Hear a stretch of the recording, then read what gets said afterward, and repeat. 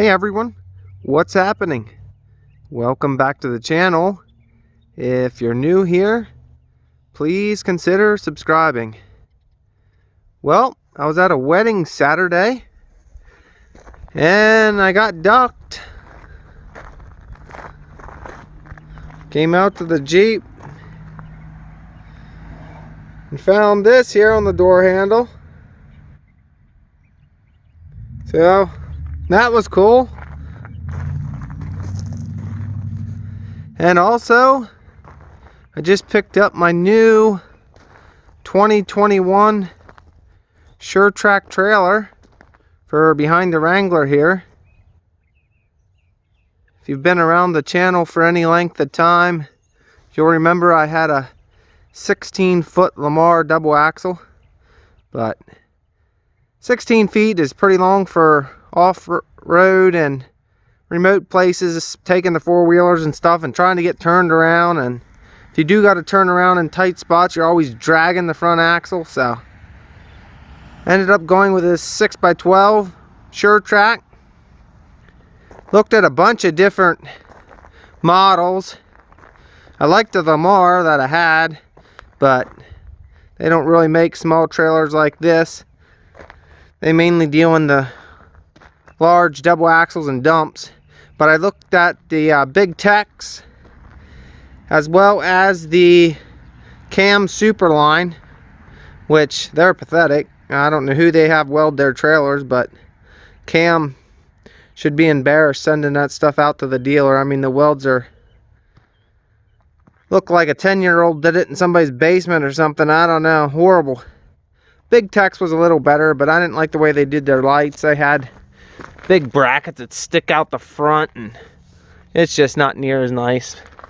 But these tracs sure are nice. And also with the Wranglers, you gotta watch what trailer you get, because if you don't get one with a setback jack, you're gonna be right into your spare tire. So if you pull a trailer with the Wrangler, you must have that.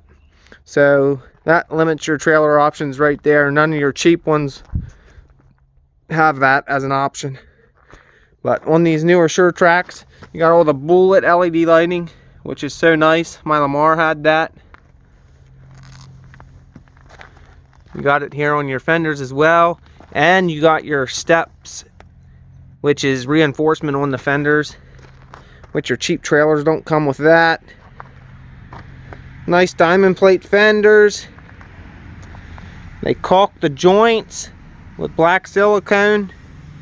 Similar stuff to what you would find on an RV. Has easy lube hub. Some of your cheap ones don't have that either. These tires are nitrogen filled from the dealer. The green caps. Another step there, and reinforcement bracket on the rear of the fender. This is tube top, so it's all box tubing. Top rail and your support posts. So much stronger than your angle iron. Same way on the gate. It's all box tubing. You got more bullet lights here on the side. There in the back of the fenders.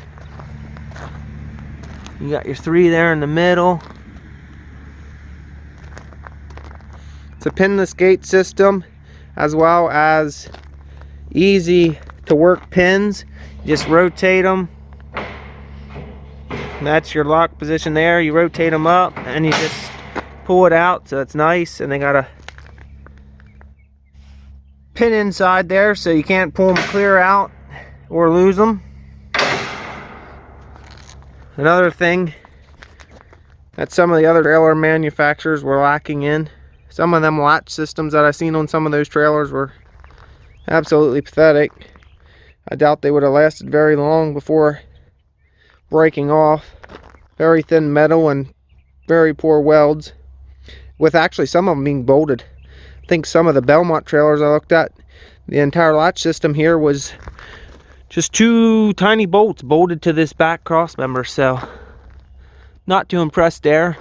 This gate does lay flat as well, so you can see here it'll ride up in this channel and let you fold it flat so you're not dragging it down the road with all the air if you don't have a load. And then you can move this pin down to here to keep it from going front, but that makes it nice, and I'll show you here at the end of the video what it looks like with that folded front. But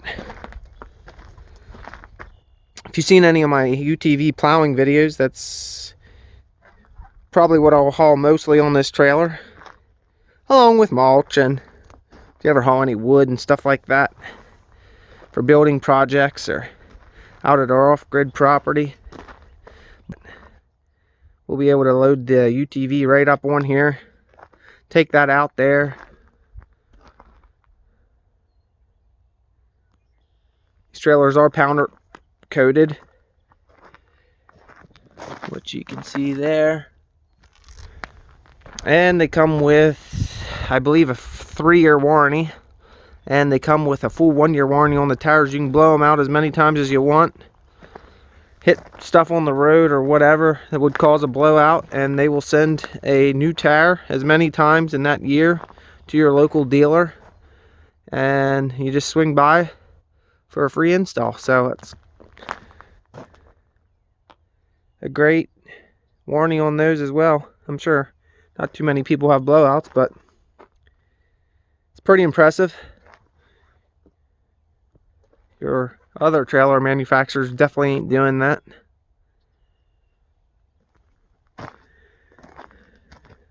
Then you got a pretty stout bumper on these in the rear too. It's like 3" by 1.5" or something box tube, so pretty solid there. And you do got stake pockets, so that gives you tie down points, or you could make up some sideboards that just drop down in there, which I probably will do.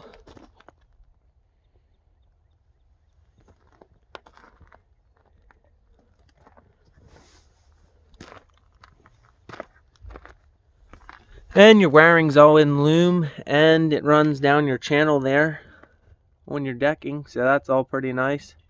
And all upgraded features from some of the lower end models.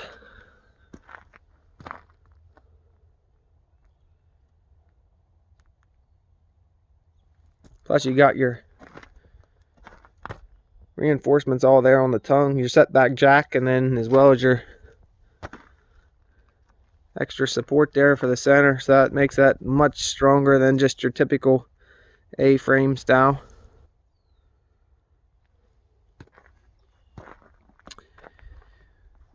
It has a Dexter 3,500 pound axle under it, and they're derated to 2990, so you don't need brakes or anything. That'll work nice here behind the Wrangler.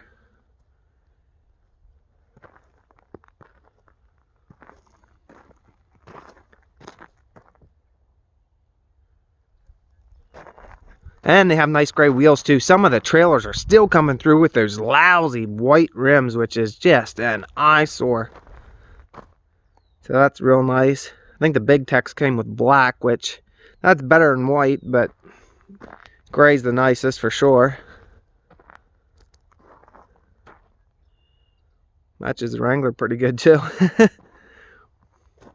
I'll fold this gate down here and let you see how that looks with this folded. Not sure if I'll be able to do this.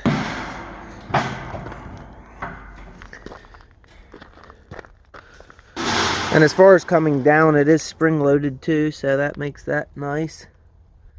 You got a spring down here on both sides.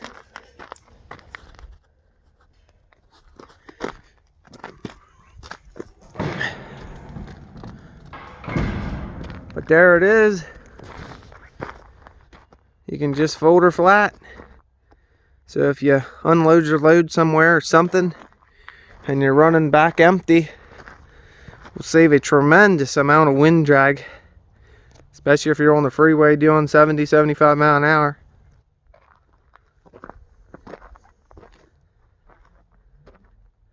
And even stored, you fold that down, you can tarp the whole trailer much easier than you could if it was a gate that had to be in the upright position.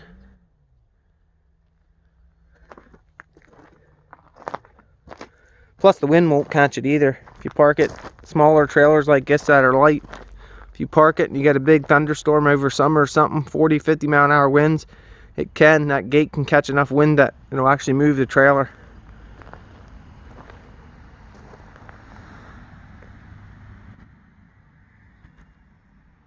Alright guys, well, thanks for watching and stay tuned. I'm sure with spring coming and summer we'll have plenty more videos, and I'll get that side by side up on here, and I'm sure we'll be back out at the off-grid camp before long. Had almost 80 degrees the other day, but this week we're back down to mid 40s and 20s at night. So spring's coming, but not just yet. You can see the flowers here, they're opening up. Even calling for snow later this week, so it won't be long though. Alright guys, well, thanks for watching. If you have any questions about this trailer or the Jeep or any of that, you can leave it down below. And like I said, if you haven't already hit that subscribe button, please do. It helps the channel a lot, and it will notify you when I release new videos, which is every Saturday and also on Wednesdays when time permits and I have the videos ready to go. But every Saturday is guaranteed. Alright guys, well, I'll see you all in the next video. Thanks for watching. Please like, comment, and subscribe to keep these videos coming. You can also follow me on Facebook. The link is in the description below.